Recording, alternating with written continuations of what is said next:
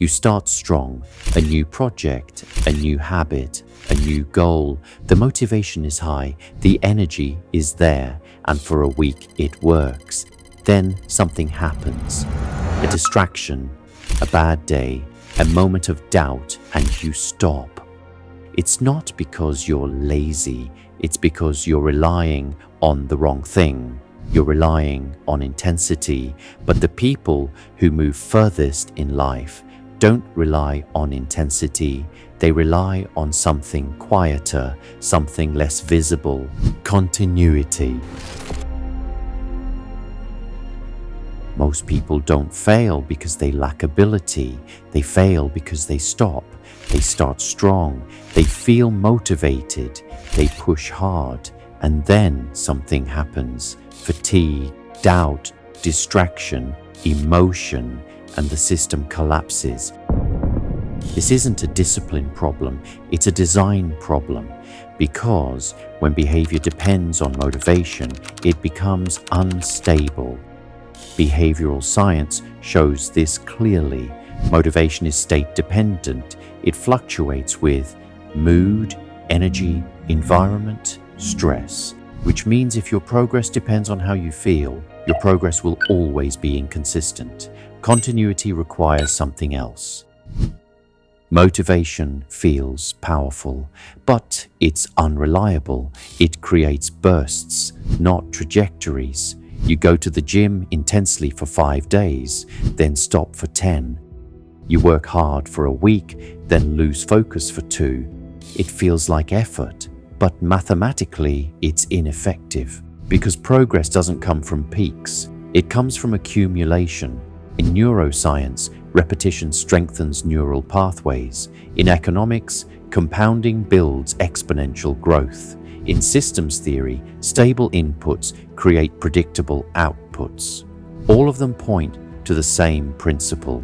Small actions repeated consistently outperform large actions done occasionally, but only if continuity exists. If continuity is so powerful, why is it so rare? Because of friction. Every action has resistance, time, effort, complexity, decision fatigue. The more friction an action has, the less likely it is to be repeated.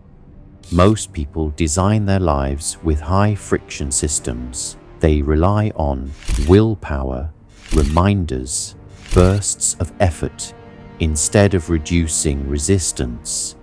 But continuity doesn't come from pushing harder. It comes from making actions easier to repeat.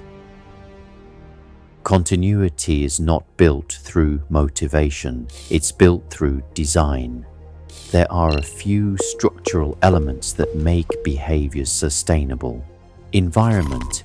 Behavior is heavily influenced by surroundings. If the environment supports the action, continuity increases. If it resists it, continuity breaks. People don't rise to intentions, they fall to environments. Defaults. What happens automatically matters more than what requires effort. If the default is distraction, you drift. If the default supports focus, you progress. Continuity grows from what happens without decision. Identity. People act consistently with who they believe they are. If you see yourself as someone trying to improve, you act occasionally. If you see yourself as someone who trains, learns, builds, you act consistently. Identity stabilizes behavior. Feedback loops. The brain continues what it sees working. If progress is invisible, motivation drops. If feedback exists, behavior reinforces. This is why tracking, measurement, and visible progress matter. Energy management.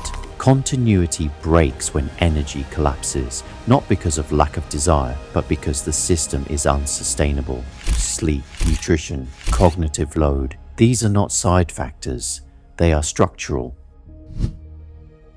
Once continuity exists, something interesting happens. Progress stops feeling dramatic, but results start accelerating. This is compounding. In finance, money grows exponentially when left uninterrupted. In learning, knowledge stacks. In fitness, small improvements accumulate. But compounding has a condition: no interruption. The moment continuity breaks, the curve resets. This is why consistency matters more than intensity. Intensity spikes, continuity compounds. Every time you stop, you don't just lose time, you lose momentum. Restarting is expensive. You rebuild habits, focus, confidence. That cost is invisible, but it's significant. People underestimate how much progress is lost, not by failure, but by interruption. Most of us waiting for the right moment. More motivation, more clarity, more energy. But continuity doesn't wait. It is built in ordinary moments, small actions repeated quietly, without drama.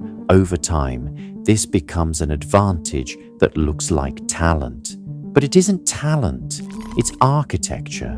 Because in the end, the difference between those who progress and those who stay stuck is not who works harder, it's who continues.